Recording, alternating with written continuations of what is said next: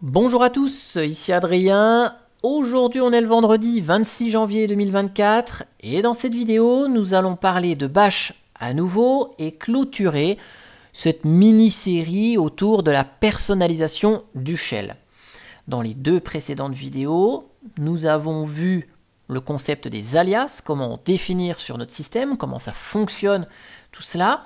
Et dans la seconde vidéo, nous avions vu comment personnaliser notre prompt pour avoir quelque chose de coloré comme ceci, plutôt que quelque chose de simplet comme cela. Si vous n'avez pas vu ces deux vidéos, je vous mettrai les liens dans le descriptif de celle-ci. Là, ici, nous allons voir ensemble comment charger des configurations personnalisées. Et ça va prendre effet pour l'ensemble des utilisateurs du système. Alors, évidemment, si ça prend effet pour tous les utilisateurs du système, on va être obligé d'être super utilisateur pour faire les manipulations qu'on voit ici. Donc, vous vous connectez en tant que root et on a un répertoire bien particulier qui va nous intéresser, qui est le répertoire etc profile.d. Dedans, on va avoir tout un tas de fichiers dans ce dossier etc profile.d parce que c'est un répertoire qui est utilisé pour stocker des scripts shell qui vont être exécutés automatiquement lorsqu'un utilisateur va se connecter à un système Linux. Vous voyez qu'on a des fichiers .sh qui sont des fichiers qui vont s'exécuter pour le script shell bash.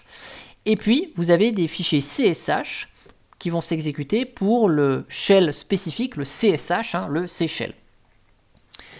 Ces scripts sont généralement utilisés pour définir des variables d'environnement, des configurations ou d'effectuer d'autres tâches liées à l'initialisation de l'environnement utilisateur. Ce qui fait que quand on va se connecter, ces scripts vont se jouer et vont personnaliser notre environnement utilisateur. Dans le cas de Bash, pour qu'ils soient invoqués, ces scripts, ils n'ont pas besoin d'être exécutables. Par contre, ils doivent avoir l'extension .sh à la fin. Donc là, vous voyez, il y en a un certain nombre, puisqu'ils sont poussés par des configurations de la distribution, sont poussés par des paquets aussi installés sur la distribution. Mais nous, on va pouvoir sans souci déposer des scripts personnels dedans. Donc c'est ce qu'on va voir ici.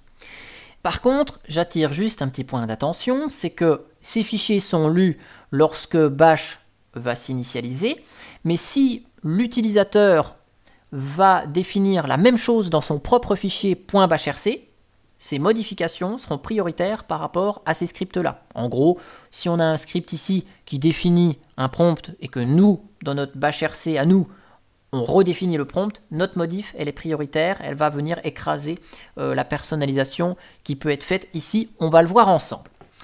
Alors, on va faire un petit exemple très simple. Je vais vous réduire un instant la taille du terminal.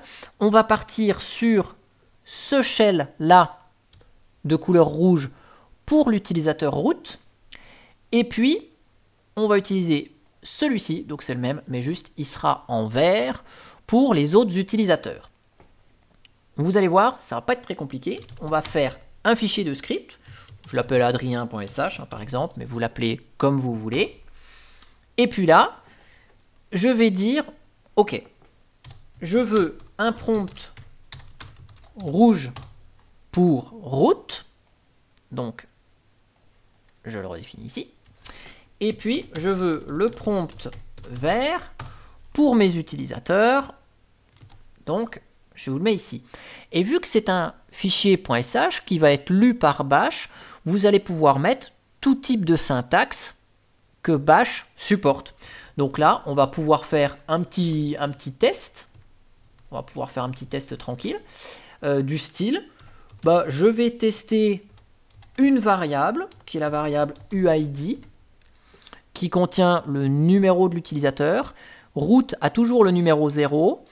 Les comptes réservés à des services système particuliers sont entre 1 et 999 et les utilisateurs classiques sont à 1000 et plus.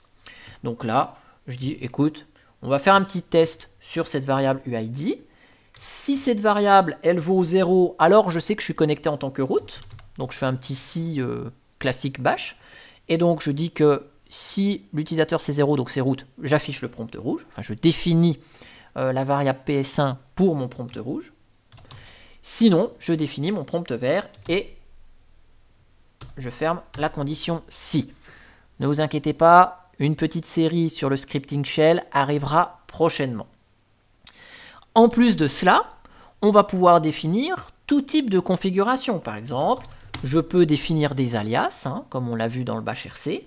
Donc je sais pas, si je veux définir un alias GG par exemple, qui fasse un ping google.fr, pourquoi pas. Ok, je définis cet alias GG et tous les utilisateurs qui ouvrent un shell bash auront cet alias à leur disposition. Donc on met ce qu'on veut, on peut mettre vraiment ce qu'on veut. Hein. On peut mettre ce genre de truc, hein, bienvenue $user par exemple. Okay. Et donc quand notre shell va s'exécuter, ça va nous afficher bienvenue et puis le nom de l'utilisateur. Donc on met ce qu'on veut hein, dans ce fichier de configuration, il n'y a aucun souci là-dessus. Donc je l'écris, mon fichier, et je me déconnecte complètement de la machine et je me reconnecte sur la machine sur laquelle je viens de faire les modifications. Regardez bien, je me connecte. Donc là j'ai la bannière traditionnelle, j'ai mon bienvenue Adrien, vous voyez, qui s'affiche, qui était dans mon fichier adrien.sh. J'ai bien mon prompt vert. Alias GG. J'ai bien mon alias GG qui fait ping google.fr. Je me connecte en tant que super utilisateur. Vous voyez, il me dit bienvenue root. Donc vous voyez que ce script là, adrien.sh, s'exécute à chaque fois.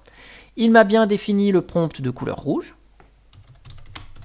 Et j'ai bien mon alias GG également en tant que root. Je me connecte en tant que Toto, pas de problème, bienvenue Toto, vous voyez, ça se réexécute à chaque fois qu'on va se connecter en tant qu'utilisateur. Qu'on soit super utilisateur ou non. Donc voilà pour la personnalisation. Par contre, je vais vous montrer un petit truc. Je vais éditer mon fichier bash rc, celui de mon utilisateur Adrien. Et puis là, je vais dire, écoute, l'alias GG, qui fait un ping google.fr, moi il m'intéresse pas, mais je veux me faire un autre alias qui s'appelle GG, et puis qui fasse par exemple un ping, je sais pas, ping bing.com. J'en prends un autre.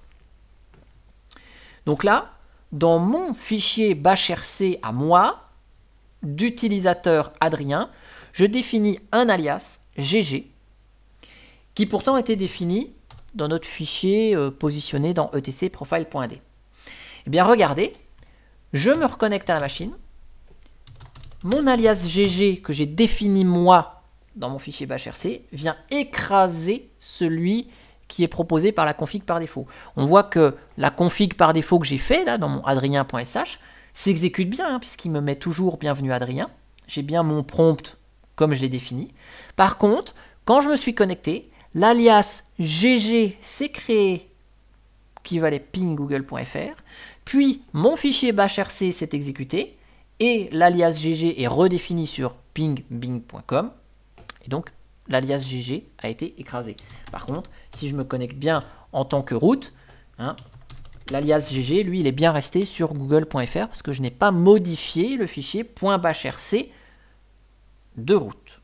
Voilà, donc vous voyez que on peut réécraser quand même la configuration qui est proposée par le système. Et donc c'est pour ça que lorsque vous avez des systèmes, enfin, en tout cas des distributions Linux qui vous proposent un shell coloré particulier, puis que vous redéfinissez ce que vous voulez dans votre fichier .bashrc, c'est ce que vous avez dans votre fichier personnel bashrc qui donne en gros le dernier mot. En tout cas, j'espère que cette vidéo sur ce dossier etcprofile.d, hein, où on a vu son explication et comment on peut appliquer une configuration pour l'ensemble des utilisateurs du système vous aura plu. Et moi, je vous dis à bientôt pour une prochaine vidéo. Allez, ciao, ciao, bye bye.